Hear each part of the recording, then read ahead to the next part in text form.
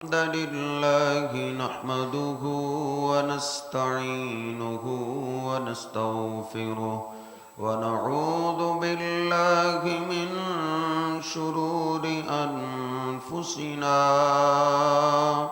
ومن سيئات أعمالنا من يهده الله فلا مضل له ومن يضلله فلا هادي له أشهد أن لا إله إلا الله وحده لا شريك له وأشهد أن محمدا عبده ورسوله اللهم صل على محمد وأزواجه وذريته كما صليت على آل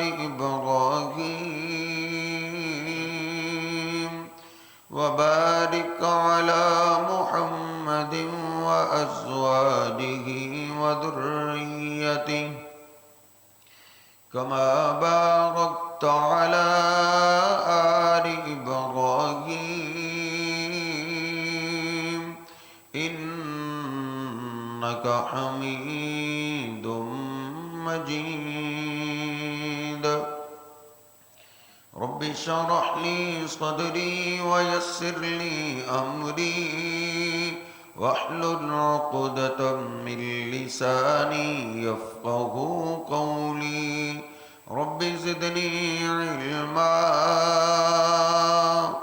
سبحانك لا علم لنا إلا ما علمتنا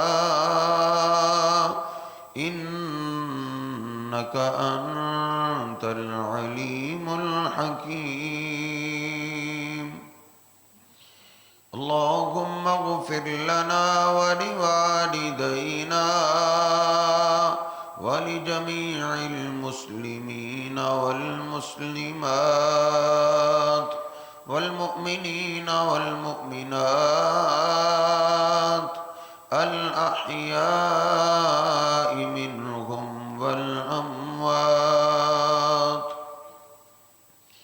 أما بعد فإن خير الحديث كتاب الله وخير الهدي هدي محمد صلى الله عليه وسلم وشر الأمور محدثاتها وكل محدثة بدعة وكل بدعة ضلالة وكل ضلالة في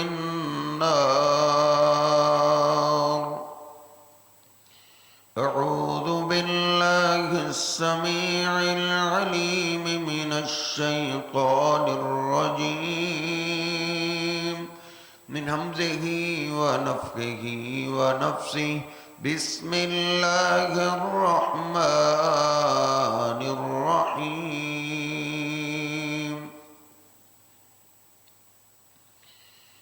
يا أيها الذين آمنوا اتقوا الله حق تقاته ولا تموتن إلا وأنتم مسلمون يا أيها الناس اتقوا ربكم الذي خلقكم من نفس واحدة وخلق منها زوجها وبث منهما رجالا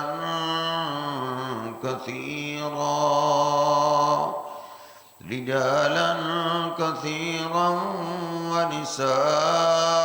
ونساء واتقوا الله الذي تساءلون به والأرحام إن الله كان عليكم رقيبا يا أيها الذين الذين آمنوا اتقوا الله وقولوا قولا سديدا يصلح لكم أعمالكم ويغفر لكم ذنوبكم ومن يطع الله ورسوله فقد فاز فوزا عظيما سبحان ربك رب العزة عما يصفون وسلام على المرسلين والحمد لله رب العالمين.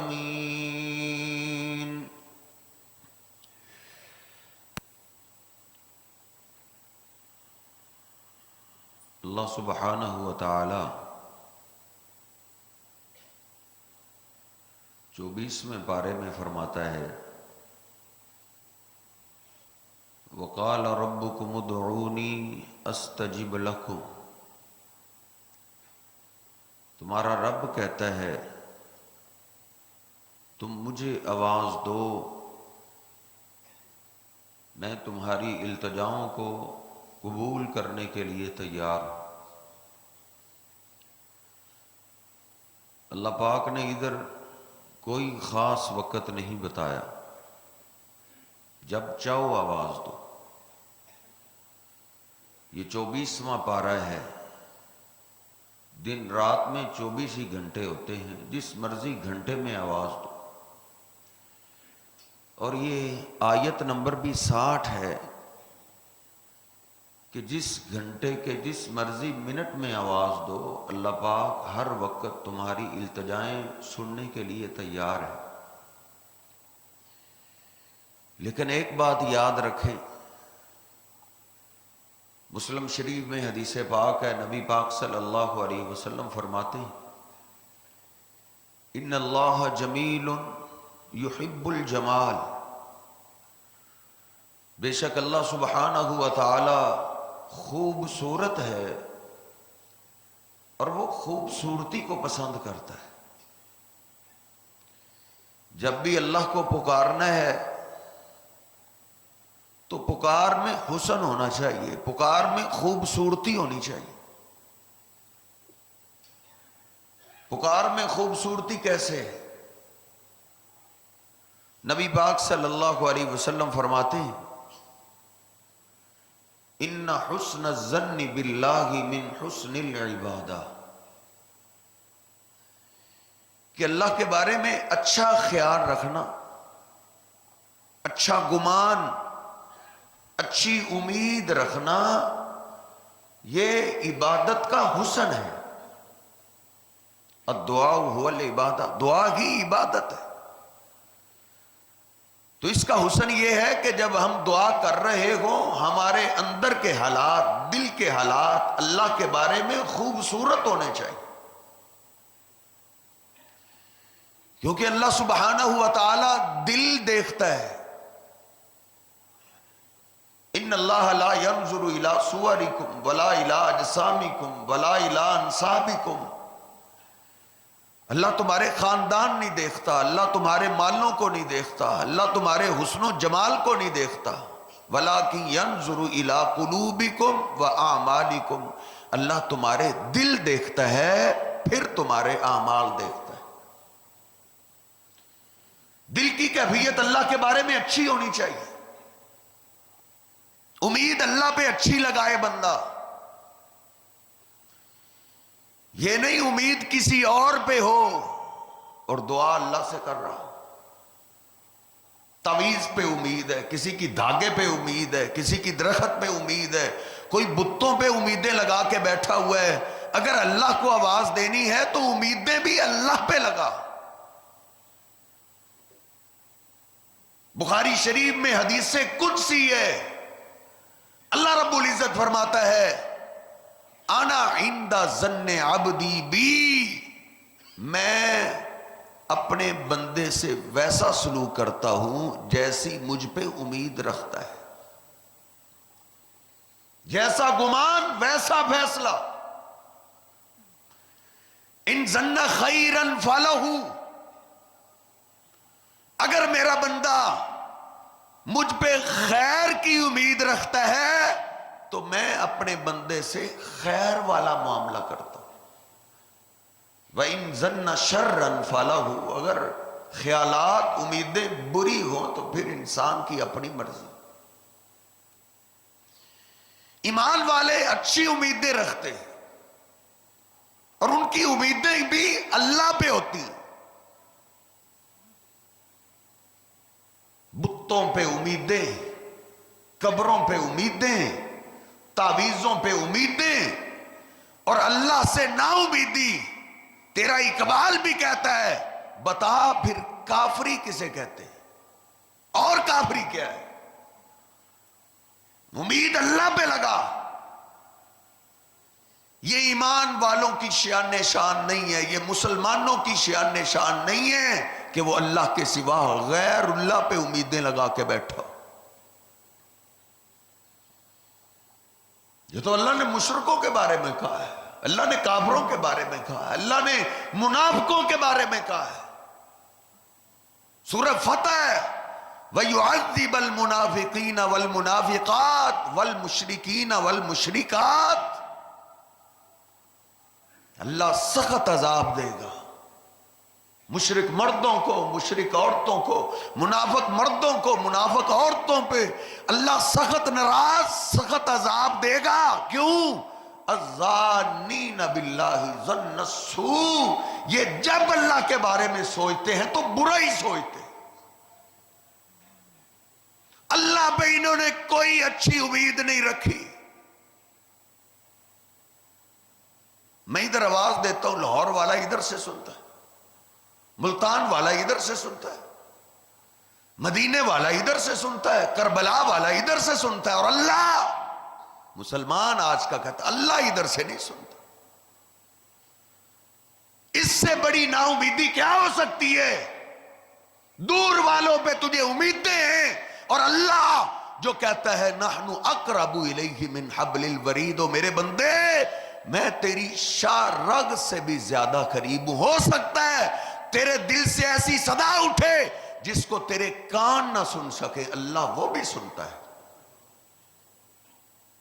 الظانین باللہ ظن السوء.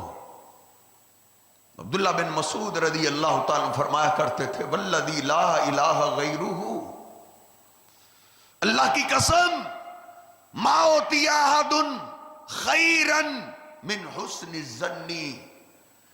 جس کو اللہ کے بارے میں اچھے خیالات، اچھی امیدوں کی توفیق مل جائے، ساری خیر اس کو مل گئی ہے. جس کی اللہ پہ امید نہیں ہے اس کے ہاتھ خیر سے خالی ہیں.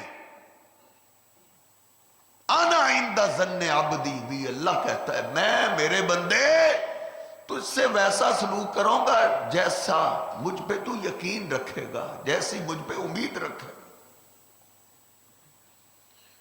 صحابہ کرام پہ اس پہ نبی پاک صلی اللہ علیہ وسلم نے بڑی محنت کی، بڑا واز کیا.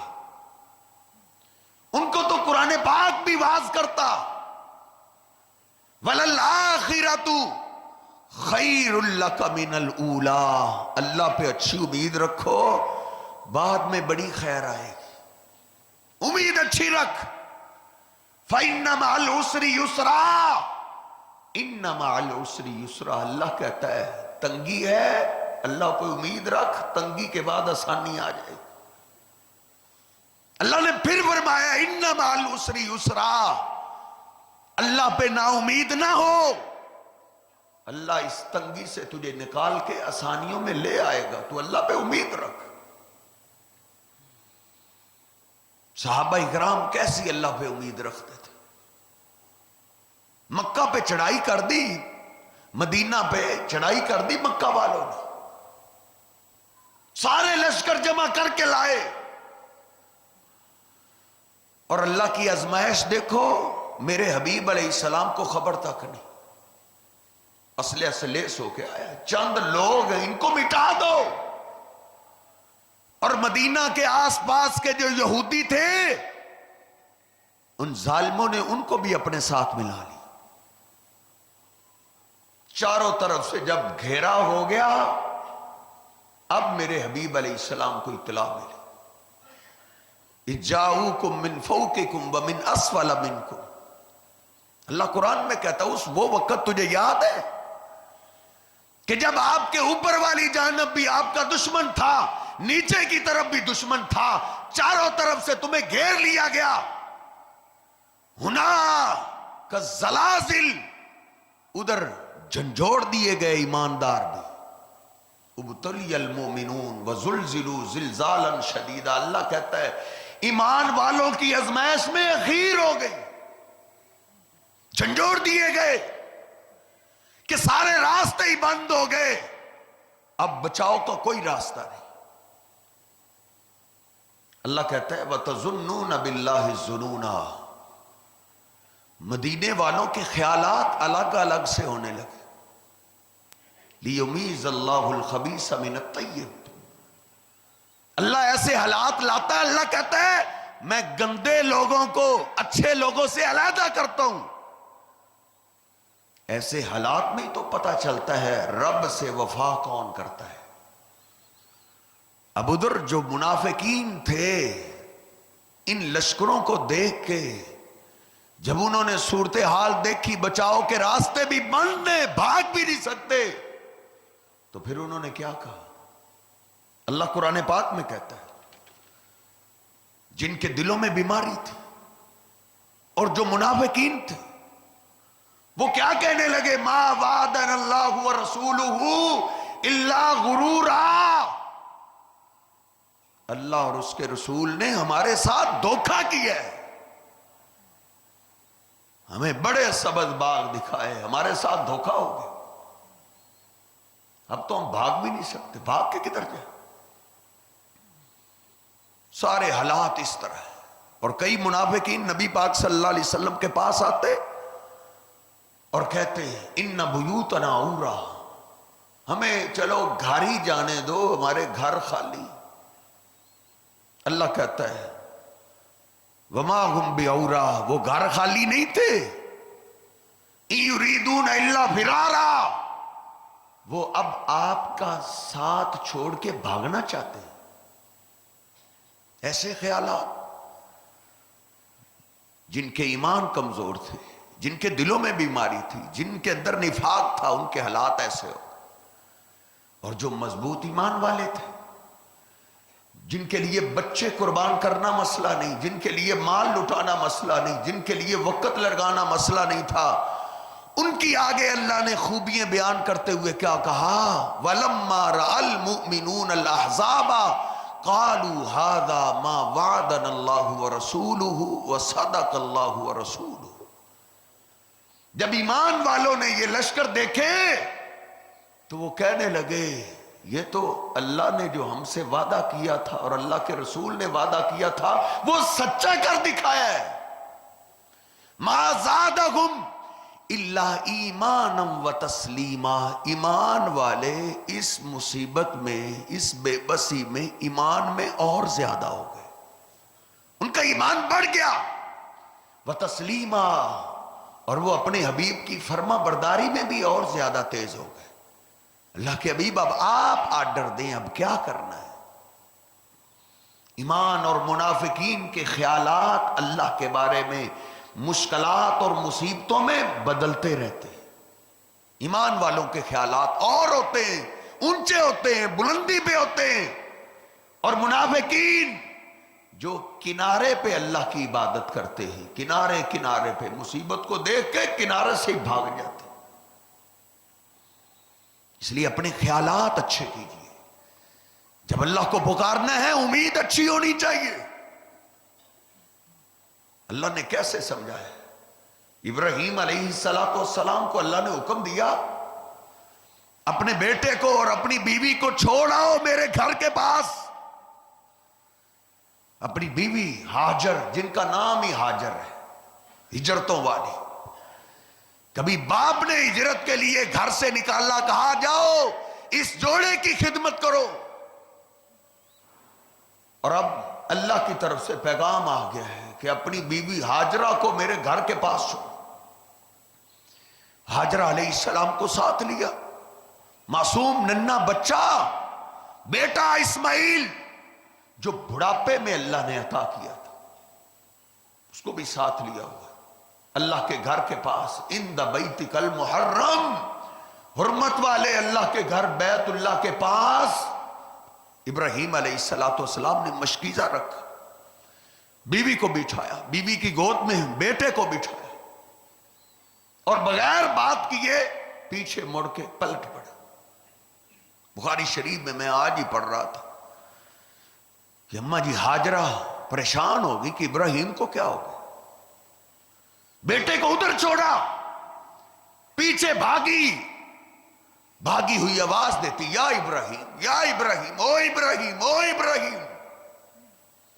ابراہیم علیہ السلام جواب نہیں دے، ابراہیم علیہ السلام بھی روتے جا رہے ہیں اور بیوی بھی پیچھے سے روتی ہوئی آوازیں دے رہے، این تذهبوا وتتركونا بهذا الوادي الذي ليس فيه انس ولا شيء۔ ابراہیم میری غلطی تو بتاؤ، میرا قصور کیا ہے، تم مجھے اور میرے بیٹے کو میرے یار و مددگار کیوں چھوڑ کے جا رہے ہو، اور جنگل میں لیس فیہ انس، جہاں انسانیت کا وجود بھی نہیں، ولا شیء، ابراہیم انسان کیا، یہاں تو دور دور تک کوئی جانور بھی دکھائی نہیں دیتا، تم ہمیں ادھر چھوڑ کے کدھر جا رہے؟ ابراہیم علیہ السلام کو آوازیں دیتی ہوئی پیچھے روتی ہوئی جا رہی ہے۔ جب جواب نہ آیا تو پھر سمجھ گئی کہ یہ تو جواب نہیں دیں گے، پھر کہتے ہیں انشدک یا ابراہیم، ابراہیم میں تجھے رب کی قسم دیتی ہوں، تجھے میرے رب کی قسم ہے، مجھے یہ تو بتا دو اللہ امرک بہذا، جو آپ ہمارے ساتھ سلوک کر رہے ہیں اپنی مرضی سے کر رہے ہیں یا اللہ نے حکم دیا؟ اب ابراہیم علیہ السلام بول پڑے، قال ان اللہ، ہاجرہ کون سا باپ بڑھاپے میں ملنے والے بیٹے کو جنگل میں چھوڑتا ہے؟ کون سا خامد ہے جو اپنی بیوی کو ایسے جنگل میں چھوڑ جائے؟ الی اللہ، اے ہاجرہ یہ میرے رب کا فیصلہ۔ پھر اماں جی ہاجرہ نے کیا لکھا؟ اللہ کی قسم دل پہ لکھنے والا نہیں، دل چیر دینے والا ہے۔ کیا اس عورت ہو کہ اس نے کیا کہا؟ رضیت باللہ، ابراہیم پھر روتے کیوں ہو؟ میں اللہ کے فیصلے پہ راضی ہوں، تم غم نہ کرو، پریشان نہ ہو جاؤ، اذ اللہ یزین اللہ ابدا، پھر اللہ تیرے بیٹے اور تیری بیوی کو کبھی بھی ضائع نہیں کرے گا۔ تجھے کوئی راستے نظر نہیں آ رہے، ادھر کوئی دروازہ نہیں، لیکن غم نہ کرو، جب اللہ پہ لگا دی ہے تو اللہ پہ ہم نا امید نہیں ہوتے، پھر اللہ کوئی نہ کوئی راستہ لگائے، اس جنگل میں اللہ رونق لگا دے گا، آپ جائیں۔ پھر ادھر سے پیچھے پلٹی، اپنے بیٹے کو گود میں بٹھا، اس کی وجہ سے پانی تھا، پانی پیتی رہی، پانی بھی ختم ہو، دودھ بھی خشک ہونے لگا، بیٹے کو پیاس سے نڈھال دیکھا، ماں نے بیٹے کو ادھر چھوڑا، کہا شاید کہیں سے کوئی انسان مجھے نظر آ جائے، ادھر سے بھاگتی ہوئی صفا پہاڑی پہ چڑھی، چاروں طرف نگاہ دوڑائی کہ کوئی خیمہ نظر آ جائے، کوئی انسان نظر آ جائے، کہیں سے پانی مل جائے، نظر دوڑاتے دوڑاتے پھر بیٹا کا خیال آیا، واپس دوڑ پڑی، بیٹے کو اٹھایا، سینے سے لگایا۔ بخاری شریف میں لکھا ہے ماں کو ایسے لگا جیسے بھوک سے میرا بیٹا مرنے لگا ہے، پھر بیٹے کو ادھر چھوڑ۔ تو سوچ بھی نہیں سکتا تیری ماں تجھ پہ کتنا قربان جاتی ہے، ماں جیسا پیار دنیا میں نہیں ہے۔ پھر بیٹے کو چھوڑا، بھاگتی ہوئی مروا پہ چڑھی، چاروں طرف نظر دوڑاتی، کہیں سے کوئی پانی والا مل جائے۔ بخاری شریف میں لکھا ہے ماں کو بیٹے کی یاد آئی کہ میرے بیٹے کو کوئی نقصان نہ پہنچا دے، ادھر سے پھر بھاگی ہوئی بیٹے کے پاس آئی، اس کو سینے سے لگا، اس طرح 7 چکر لگائے، 7 چکر۔ 7ویں چکر پہ دیکھا کہ جیسے پانی نکل رہا ہے، بھاگی ہوئی واپس آئی، کیا دیکھا؟ اللہ پاک نے اسماعیل علیہ السلام کے قدموں سے چشمہ جاری کر دیا۔ پھر کہنے لگے زمزم تھم جاؤ، تھم جاؤ۔ میرے حبیب آپ دیدہ ہو جایا کرتے تھے، آپ فرمایا کرتے تھے اسماعیل پہ اللہ رحم کرے، اگر وہ زمزم نہ کہتی یہ چشمہ پوری دنیا پہ پھیل جاتا۔ انہوں نے کہا زمزم ادھر رک جا۔ پھر اللہ نے بہاریں کیسے لگائی، پرندے آنے لگے، پانی پینے لگے۔ دور سے قافلہ گزر رہا تھا، انہوں نے پرندوں کا آنا جانا دیکھا، ایسے پرندے پانی پہ ہی آتے ہیں۔ آ گیا قافلہ تلاش کرتے کر، کہا اللہ کی بندی ہم ادھر اگر پڑاؤ ڈالنا چاہیں تو ہمیں اجازت ہے؟ ہاں ایک شرط پہ اجازت ہے، پانی پہ حکومت ہماری رہے گی۔ اللہ نے پھر ایسے اس جنگل کو آباد کیا کہ دنیا کے کونے کونے سے بار بار جانے والے بھی ترس رہے ہوتے ہیں کون سا وقت ہو اور میں اڑ کر اللہ کے گھر بیت اللہ میں پہنچوں۔ اس عورت کی اللہ پہ ذہنیت کا اندازہ لگائیں، اس نے کیا کہا تھا جب کوئی صورتحال نظر نہیں آ رہی تھی؟ اس نے کہا اِذَا اللَّهُ يُزَيِّنَ اللَّهُ أَبَدًا۔ تو معمولی سی تکلیف پہ، معمولی سی مصیبت میں، کاروباری پریشانی پہ دل برداشتہ ہو جاتا ہے، اللہ پہ نا امید لگا بیٹھتا ہے۔ جتنے بڑے بھی حالات آ جائیں، سنگین بھی حالات آ جائیں، تجھے موت بھی نظر آنے لگے، پھر بھی اس شہنشاہ پہ امید کے دھاگے کو نہیں توڑنا۔ میرے حبیب علیہ السلام کی زندگی کا مطالعہ کر، اب تو مکہ والوں نے آپ کے سر کی قیمت لگا دی ہے۔ کون ہے جو ان کا سر کاٹے اس کو 100 اونٹ انعام میں دیے جائیں گے۔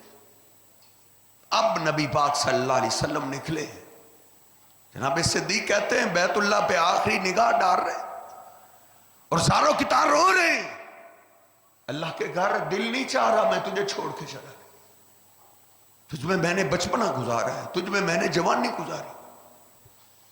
پردیس میں رہنے والے لوگ جانتے ہیں کہ اپنے وطن کی محبت کیا محبت ہوتی۔ نبی پاک صلی اللہ علیہ وسلم کی داڑھی مبارک آنسوں سے تار ہو رہی ہے اور آپ کہہ رہے ہیں لولا اخرجونا ما خرجت، اگر مجھے یہ نکلنے پہ مجبور نہ کرتے میں کبھی نہ نکلتا۔ غار ثور میں پہنچے، راتوں رات غار ثور میں جب پہنچ گئے، اگلا دن ہوا، مکہ والے کھوجیوں کو لے کر آپ کی تلاش میں نکلے۔ کھوجی کھوج لگانے والا غار کے دھانے پہ پہنچ چکا ہے۔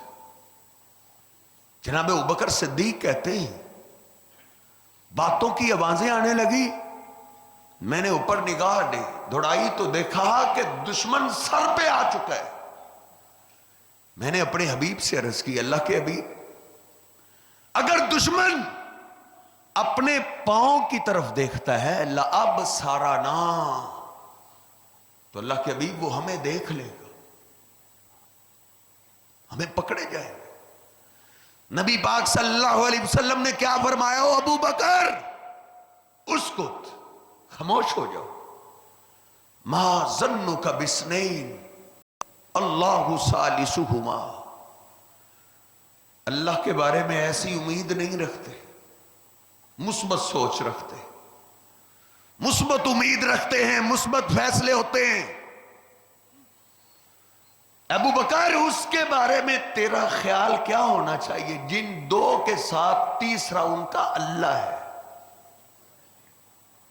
ان کے بارے میں تیری امید کیسی ہونی چاہیے؟ امید ایسی نہیں لگاتے. جناب ابوبکر صدیق کہتے ہیں نبی پاک صلی اللہ علیہ وسلم نے جب مجھے سمجھایا میں خاموش ہو گیا. کھوجی کھوج لگانے والا اصرار کر رہا ہے کہ دونوں اس غار میں. ابو جال کہتا ہے تیری مت ماری گئی, اس غار کے دھانے پہ تو جالا نہیں دیکھ رہا, یہ تیری پیدائش سے بھی پہلے کا جال ہے. للہ جنود السماوات والارض, زمین و آسمان کے اللہ کے بڑے لشکر ایسے ہیں جو تجھے نظر نہیں آتے. اللہ کے لیے مشکلات سے نکالنا تجھے مجھے کوئی مسئلہ نہیں ہے. تو اللہ پہ امید اچھی رکھ, امید کا دھاگا نہ ٹوٹنے دے. دشمن کو اللہ پاک نے غار کے دھانے سے نامراد پیچھے ہٹا دی. انا عند ظن عبدی بی, او میرے بندے میں تجھ سے ویسا سلوک کروں گا جیسی تو مجھ پہ امید رکھے. کون سی ایسی مصیبت ہے جو مجھ اور آپ پہ آئی ہے اور میرے محبوب پیغمبر پہ نہیں آئی؟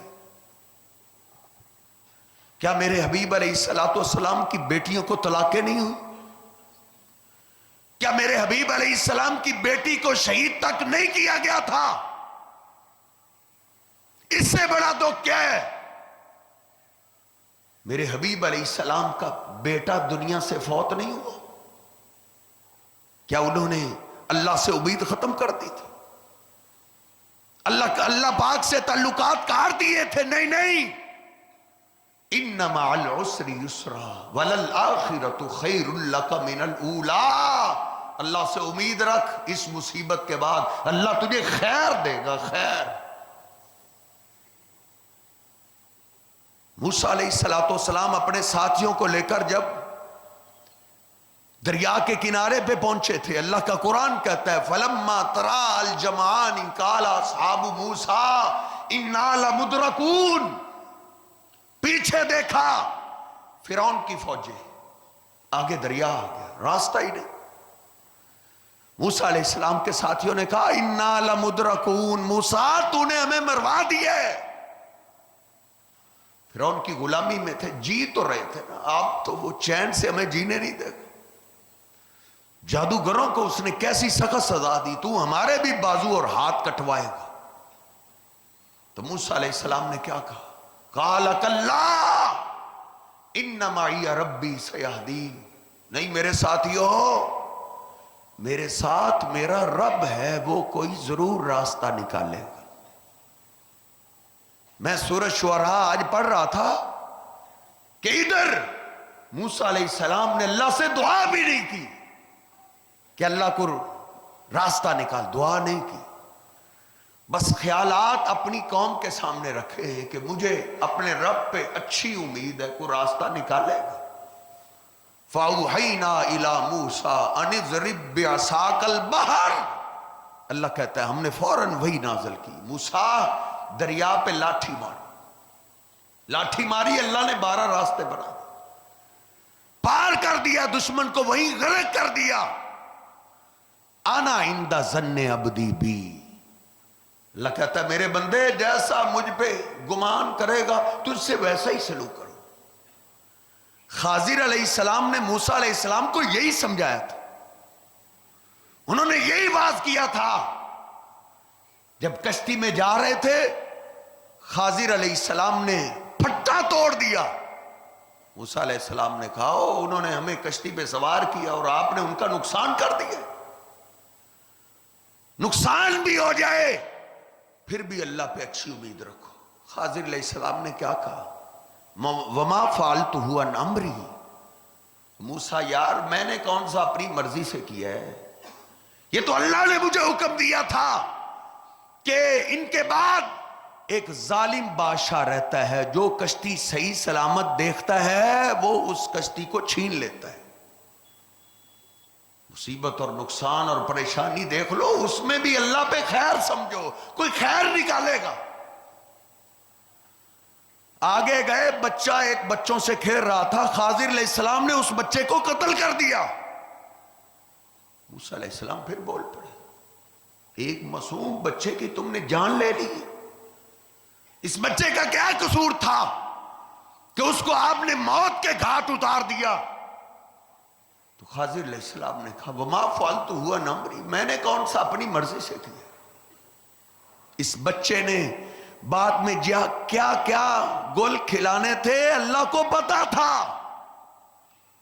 وَأَمَّا الْغُلَامُ، یہ جو بچہ ہے بعد میں اس کے حالات ٹھیک نہیں ہونے تھے، دین سے دور ہو جانا تھا، اور اس کے ماں باپ دونوں ہی ایمان والے، دونوں پہ اللہ راضی ہے. اللہ چاہتا تھا کہ ان کا بیٹا بھی آگ سے بچ جائے، جوانی تک پہنچے ہی نہ، اور جوانی سے پہلے حساب ہی نہیں. اللہ ان کے بیٹے کو بھی جنت میں پہنچانا چاہتا تھا اور اس کے ماں باپ کو بھی جنت میں پہنچانا چاہتا تھا. بڑے سے بڑا دکھ اور مصیبت اور پریشانی آ جائے اس میں خیر سمجھیے کہ اللہ کوئی نہ کوئی خیر کا ہی راستہ نکالے. انا عند ظن عبدی بی، جتنا اعلیٰ خیال اللہ کے بارے میں اونچا ہوگا، اچھا خیال ہوگا، اللہ ویسا سلوک کرے. امی عائشہ اس وقت کہا کرتی تھی کہ یہ تو مجھے امید تھی کہ یبرئنی اللہ، کہ اللہ مجھے بری کر دے گا، لیکن لانا آ کروں میں نے اپنے آپ کو حقیر سمجھا. کاش کہ میں اللہ کے بارے میں اعلیٰ امید رکھتی کہ مجھے یہ یقین بھی نہیں تھا کہ اللہ میرے بارے میں قرآن اتار دے گا. اس لیے امیدیں اچھی لگائیں. انا عند ظن عبدی بی، اللہ کہتا ہے جیسا میرا بندہ میرے بارے میں خیال رکھے گا، گمان رکھے گا، میں ویسا سلوک کروں گا. اللہ رب العزت مجھے اور آپ کو اپنے رب کے بارے میں خیالات کو اچھا کرنے کی توفیق عطا فرمائے. وقول قولی ھذا استغفر اللہ لی ولکم ولسائر المسلمین.